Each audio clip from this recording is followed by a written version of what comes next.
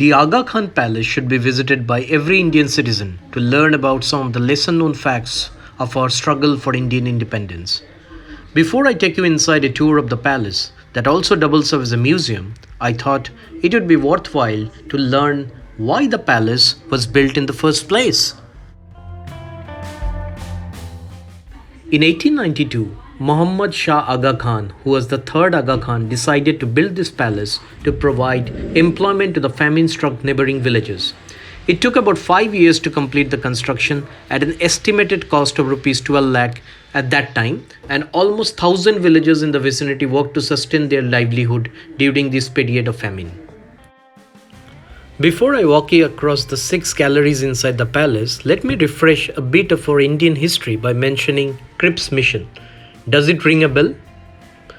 In March 1942, the British government sent senior minister Sir Stafford Cripps to negotiate with the Indian National Congress, Gandhi and Jinnah to secure full Indian cooperation and support in World War II. In exchange, the British will hand over a dominion status to India when the war is over. That was outrightly rejected by the Indians and demanded nothing less than full independence. That ultimately led to the failure of the mission and named as the failed Crips Mission in the annals of history. The walls inside Gallery 1 have various posters describing the visit of Crips to India and how the mission failed. It has a vivid description of that time and how it actually led to Quit India movement.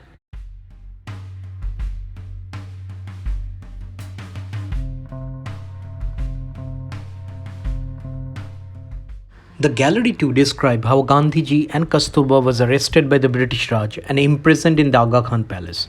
For me, it was a revelation to find that Mahadev Desai, 1917-42, collected all the messages of Gandhiji in his diary and actually ensured we know about Gandhiji today due to him.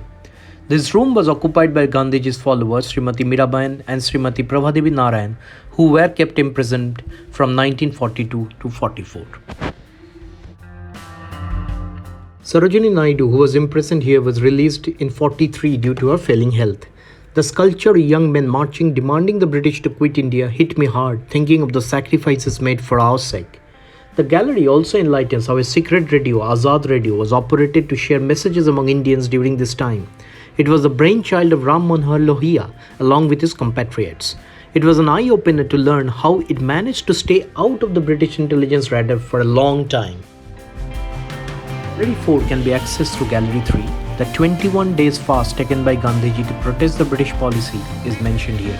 Unfortunately, Mahadev Desai ji passed away in this room on 15th August 1942.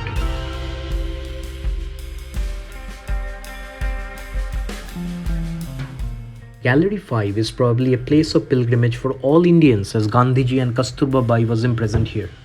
On 22nd February 1944, on the Mahashivratri day, Kasturba Ji left her mortal remains without being able to witness the Indian independence. Gallery 6 was used as an office during 1942 to 44.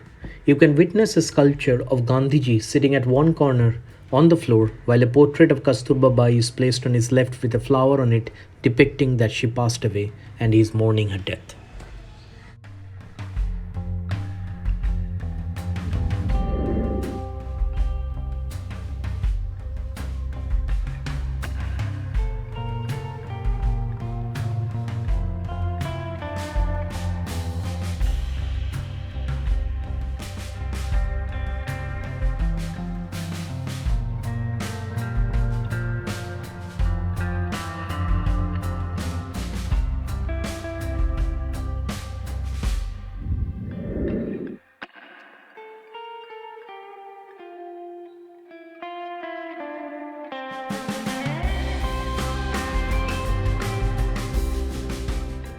The samadhis of both Kasturba Ji and Mahadev Desai Ji were built here by celebrated architect Charles Correa.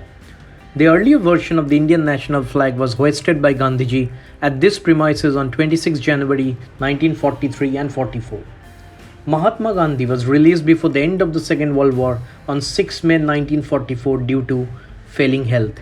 Some historians suggest that he was released because the British Raj did not want him to die in prison and enrage the nation.